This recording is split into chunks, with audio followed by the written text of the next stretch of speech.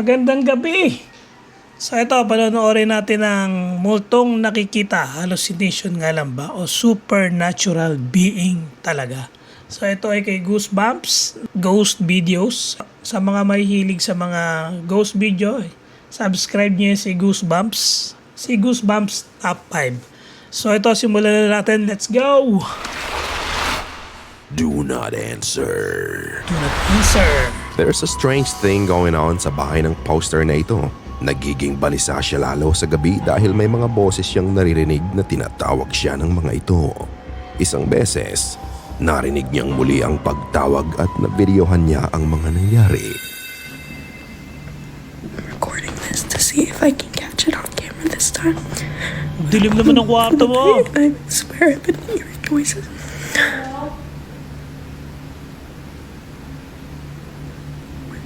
May tao. And usually this happens, but this time I'm so fucking Gago. Grabe naman. Totoo ba yan? Kasi kung ikaw lang magsiya sa kwarto mo, tapos parang may tumatawag sa... Hindi ko alam kung sa labas ng kwarto niya, no? Tapos ganyan. Ang creepy niya. Nakakatakot yung boses. Please tell me that you can hear that. Baka naman kapitbahay mo lang. Oo.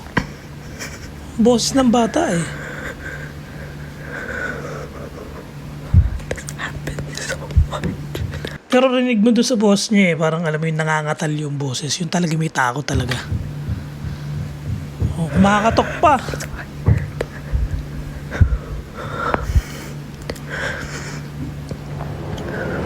Ang sabi ng mga viewers, ito ay ang mimic na gumagaya ng boses ng taong malapit sa iyo.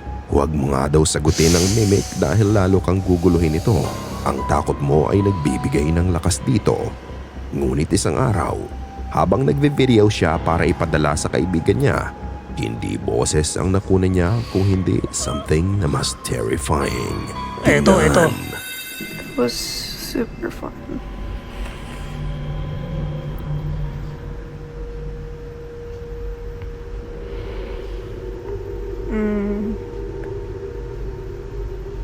Yeah, I'll see if you can come over in a bit. You should bring your dog.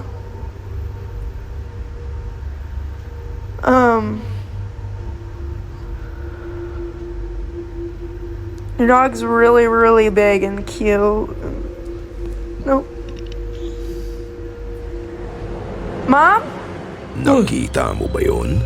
Hindi ko nakita. Tignang mabuti ang loob ng cabin. Ay! Makikita mo ang pagsilip ng maputlang mukha dito. Sa una ay hindi pa niya napapansin ito, pero nang muling magpakita ang mukha, napatawag na lang siya sa kanyang ina nang mapansin niya to. Ang mukha kaya sa loob ng cabinet ay ang parehong entity na tumatawag sa kanya sa gabi. Ikaw na ang humusga. Grabe no. Hindi ko nakita yun. Hinahanap ko kung baka may dadaan sa pinto eh. Nandun pala sa Nandun pala sa cabinet. Grabe na. Kung ako, mapasigaw ako niyan. Oh? Shadow Man. Shadow Man. Dalawang magkaibigan ang nataranta ng bigla na lang mag-ingay ang house alarm nila, suggesting na mayroong taong nakapasok sa bahay nila. Hindi nila alam kung sino o ano ang nakapasok sa bahay, pero kung sino man yun ay nakarating na ito sa kwarto nila. I'm recording. Wait.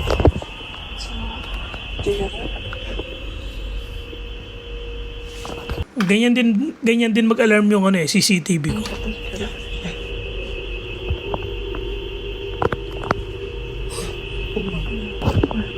Dalawang babae pa man din kayo. Oh.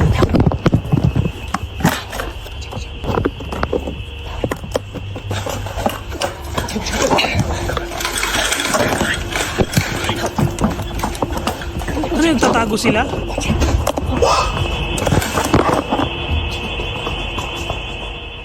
Sa kaba ng dalawa, nagtago sila sa kwarto. Hindi nga nagtagal, may narinig silang malakas na kalabog at biglang bumukas ang pinto ng kwarto. Kaya sa takot nila ay mabilis nilang binuksan ang bintana para dun sila lumabas.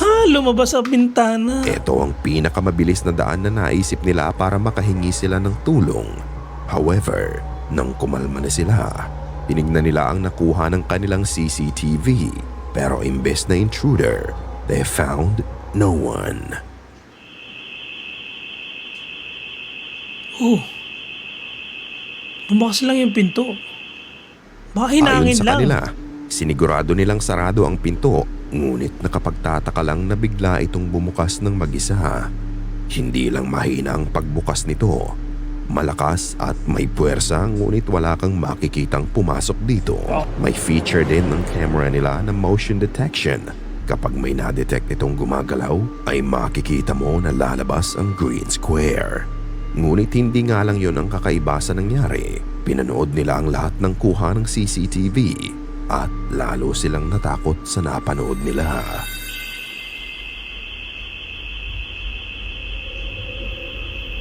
Oo.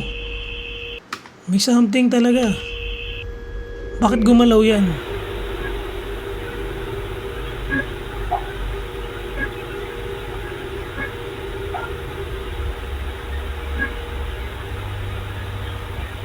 Oh, may na-detect din doon na sa may parang rep.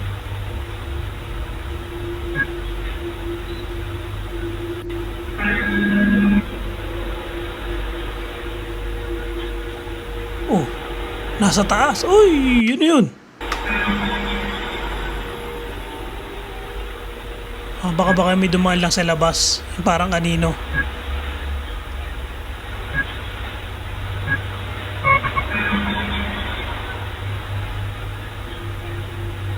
Oh, may lumipat naman doon. Oh, may nadedetect talaga oh.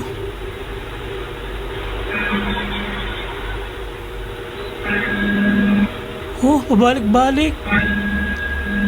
Oh my God. May something talaga. Imposibleng naglolo ko yan. Nasira na ang camera.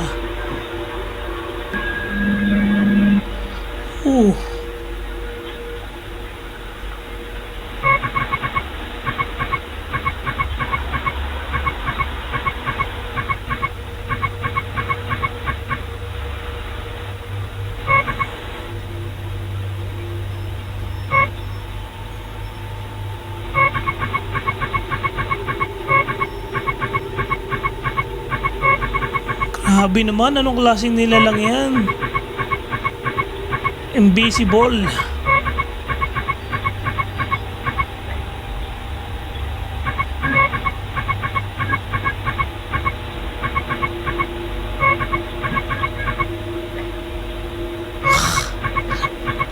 Kaya ayoko ng ganyan CCTV. Ang creepy.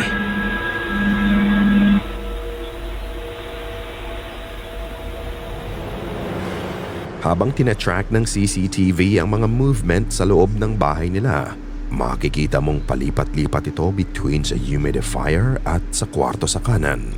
Kung ano man ang nadedetect nito ay gusto nitong mag-focus sa kwarto.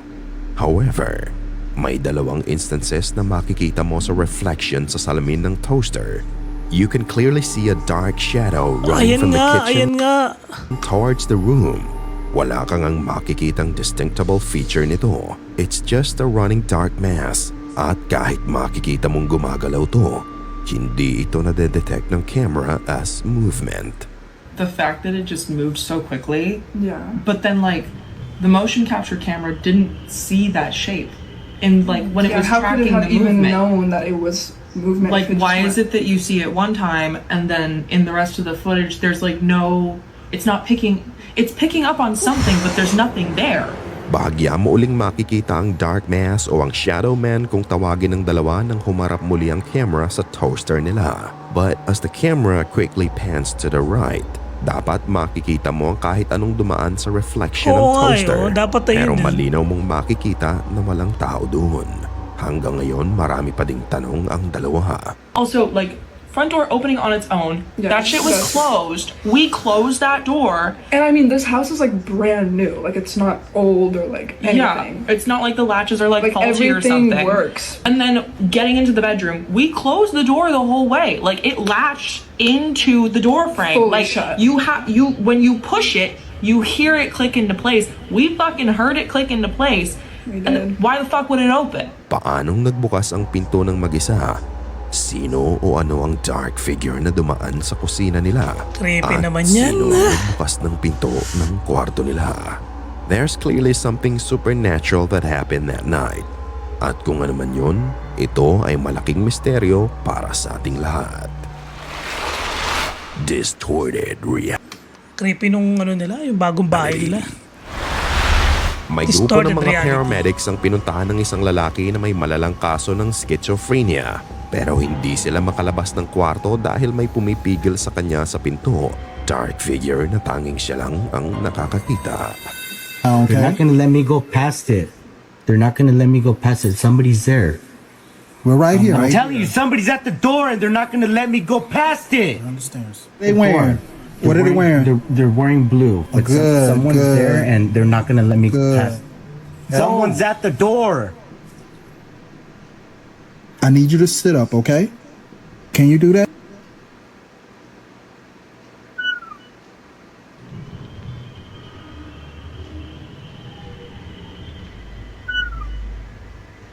Ginagawa nila. Is that it? Are you okay? Kakaibang bagay ang nangyayari dahil bigla na lang bumabagsak ang orasan sa hallway. Kahit ang mga paramedics nagtaka sa naganap. Ang orasan ay securely fastened sa dingding at nagkataon na nahulog lang ito nang nag-hallucinate siya ng oras na yun. Maaari kayang coincidence lang? Ang pasyente sa video ay si Zach. Bata pa lang siya ay na-diagnose na siya ng schizophrenia. At pangunahing hallucination na nakikita niya ay ang mga shadow people. The main hallucinations that I have are seeing what I call shadow people. Right, when I was a Shadow people. kid, they were like really horrifying, like I don't know, kind of like creatures. But all I remember was just like they had really sharp teeth. They were still black. They've always been black. They're still like completely, fully like shadow black, and they stand in the doorway. Ito din ang nakikita niya na ayaw magpalabas sa kanya sa kwarto nang dumating ang paramedics sa bahay niya. However, noong April 24, 2024, 2 taon bago mangyari ang sa paramedics, nakita din ng girlfriend niya ang shadow person na nakatayo sa doorway. Pero ang nakakapagtaka, walang schizophrenia ang girlfriend niya.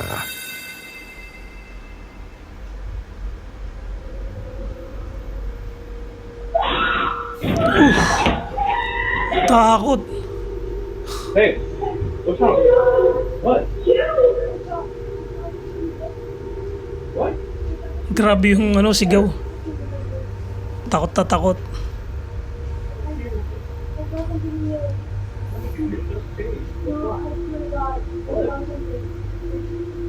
There's nothing in there. What? Napasigaw na lang ang girlfriend niya sa takot Sigaw nang na lang makita no? niya to. Although it happened 2 years ago, it's a clear indication na hindi lang siguro hallucination mula sa schizophrenia ang nakikita ni Zach.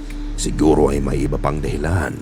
Ang nakita niyong ginagawa ng isa sa mga paramedics nang naghahallucinate si Zach ay paraan para kumalma siya. Ang pagwe-wave ng kamay sa harapan niya o kaya ay ang pagbubukas-sara ng pinto ay nakakatulong sa kanya para mawala ang kanyang nakikita. But my therapist and I have come up with something called visualization dismissal, which is basically I try to scrub them away. It can like wave my hand in front of my face, scrub them away. But the best way, and what you saw in the video, is just basically opening and closing the door where I see them. Ang visualization dismissal ay paraan niya para maalis niya sa isip niya ang nakikita niya. Ngunit may mga pagkakataon na talagang malala ang hallucinations niya. Para ma-distinguish niya ang hallucination niya sa totoong buhay, usually nire-record niya sa GoPro niya ang nakikita Kaya pala niya. siya may GoPro. Ito ang paraan niya para malaman kung totoo ba ang nangyayari o nasa isip niya lang. Kala ko vlogger din siya. The hallucinations like really strong, and I am not even like making sense out of reality, which doesn't happen too often, but it happens. I need to be able to differentiate between like what I'm seeing in the door frame and real life, obviously. So when I'm not sure and I can't like shake it, I can't make it go away, I can't do the visualization dismissal, I use this, and Basically, I Para point nga it naman at ma-record niya. the door frame or whatever I'm seeing, and look at the screen. And if what I'm seeing in the door frame isn't on the GoPro screen, it's not real. Helps me calm down. Dinodocument ni Zach lahat ng severe episodes niya sa kanyang YouTube channel. Nag-YouTube Ginagawa pala niya ito siya. para ma-share sa mundo ang nai-experience niya tuwing magkaka-event siya. However, ang isa sa mga video niya ay kakaiba sa lahat ng mga videos niya. Panoorin. You always say the same thing.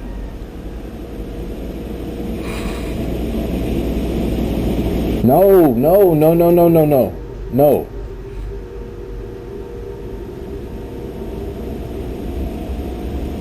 Quit it. Pakita sa'yo yan.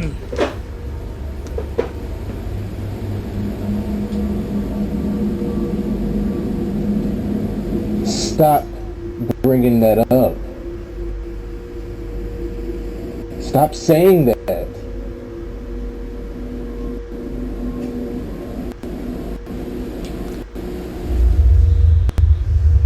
You always wait till now to say that. Bro.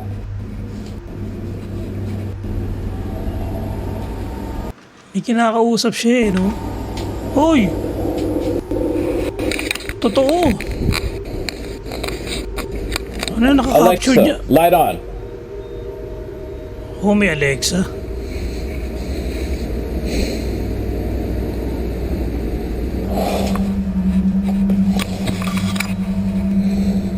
Posibleng hangin yun.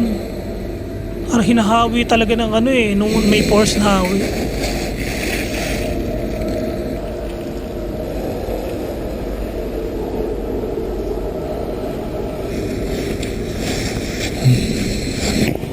Creepy naman yan. Ayun ginagawa niya yung ganun Sara bukas.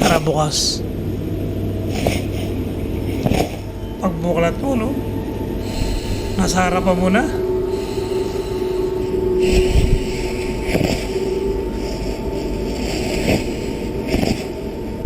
Oh! Parang may nakikipaglaro sa kanya.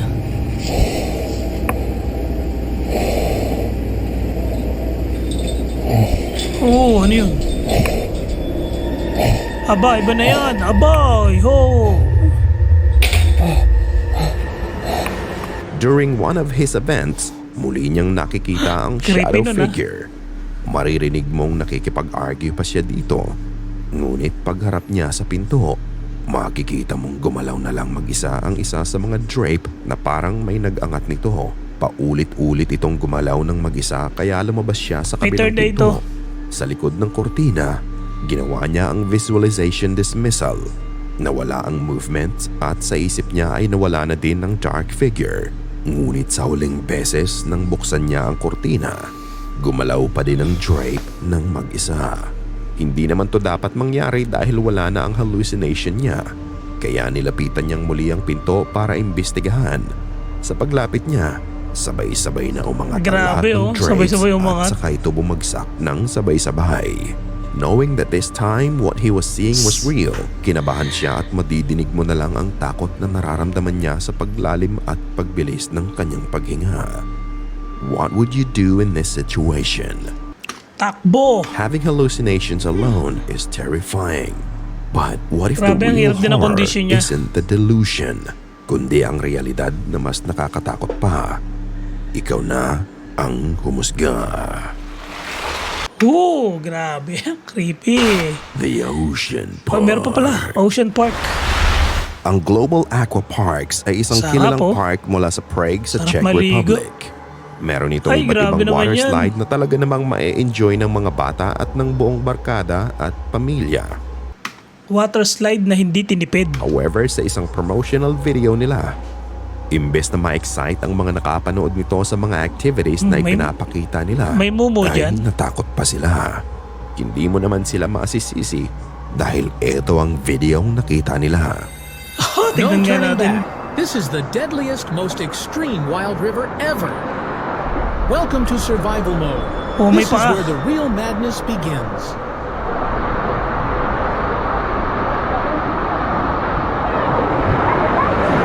Isa sa slides na pinopromote nila ay ang Wild River. Paglabas ng nagvi-video sa ride na to, bumulaga sa kanya ang isang paa na nasa ibabaw ng tubig. Sa anggulo ng paa, Ano yun? dapat makikita mo din ang katawan nito. Pero ang nakakapagtaka, tanging ang disembodied limb Oh lang my God, ang makikita creepy. mo. Wala ngang naging reaksyon ng nagbi-video at parang hindi niya din to nakita. Mukhang Paglapit hindi- niya sa gawin mukhang yun, hindi niya nakita habang wala ka din nagbibideo. mapapansin na kahit kaninong katawan ang nasa ilalim ng tubig. Eto pa ang nakakagulat. Kung tao talaga to ay makikita mo sana ang ibang rider Oo sa nga, no? slide. Ngunit pagharap niya sa kaliwa, makikita mong walang ibang tao dun kundi siya lang. May nagsasabi na ang nakita daw sa video ay ang katawan ng dating nalunod sa slide na yun. Ngunit sa aking pagsasaliksik ay wala naman akong nakitang ganitong aksidente sa park. So ano to? Katulad ng dating mga ka-goosebumps, ikaw na ang magpasya. Yun talaga eh. Hindi mo alam kung ano yan eh, no? Tapos hindi niya nakita. Kasi hindi niya nakita yung sa pagbibideo niya. Nakita na lang niya sa edit. Ikaw na ang bahalang humusga. Survival mode. So, yun. Another video na naman for Goosebumps. Grabe, creepy. Inilabutan ako dun sa, dun sa anino. Doon sa humahawi nung kurtina. So, ayan. Thank you sa inyong panonood. Goodbye.